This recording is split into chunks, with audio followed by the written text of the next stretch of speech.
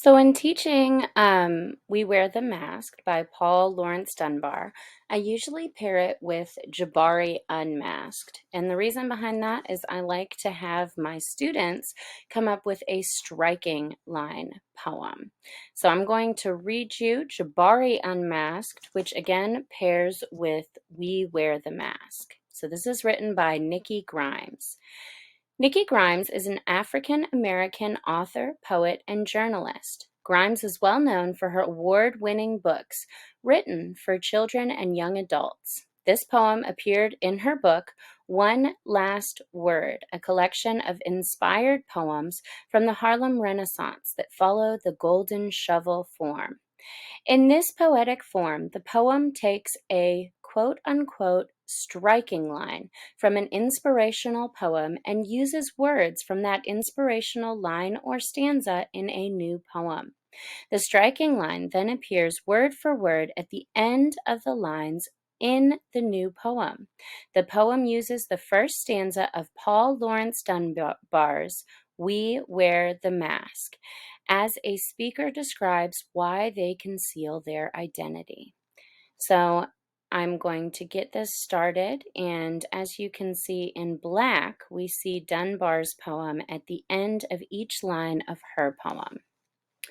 Fresh out of middle school, we all understand the rules.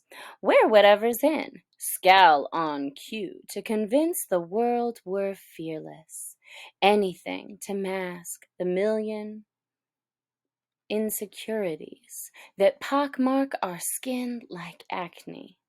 Gone the grins when we strut down the hall.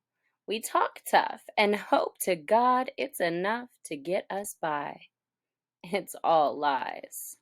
We despise the masquerade. It may disguise our fears, but it also hides our kind and tender hearts, our agile minds, the wit that sits behind our cheeks. Who'd guess that some of us are geeks and nerds and poets too?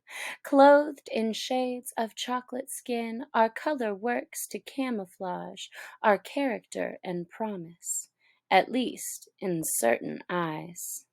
One look, and we are neatly judged. This gang, these thugs, these dark delinquents in debt to society.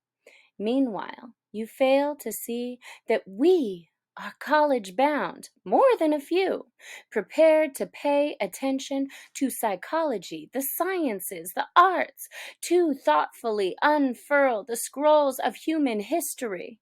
Instead, you see a thief who uses guile. Is such unfairness what the world is filled with? The evidence is seen in spirits ripped and torn. Still, the world needs the dreams we offer. And should we leave those dreams bleeding on the road, we'd shrink our own hearts down to nothing. And that we would regret.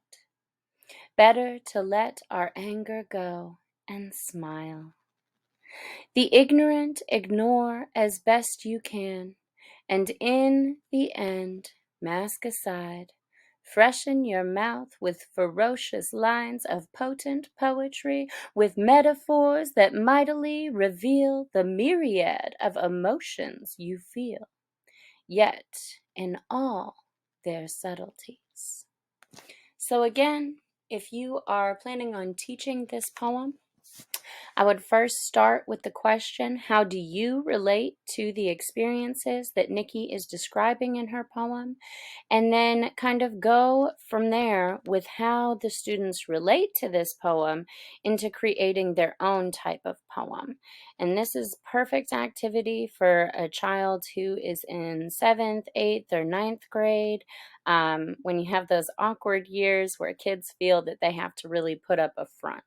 So again, this is on Common Lit, which is a free resource, and you are pairing this together with We Wear the Mask by Paul Laurence Dunbar. Thank you. Bye.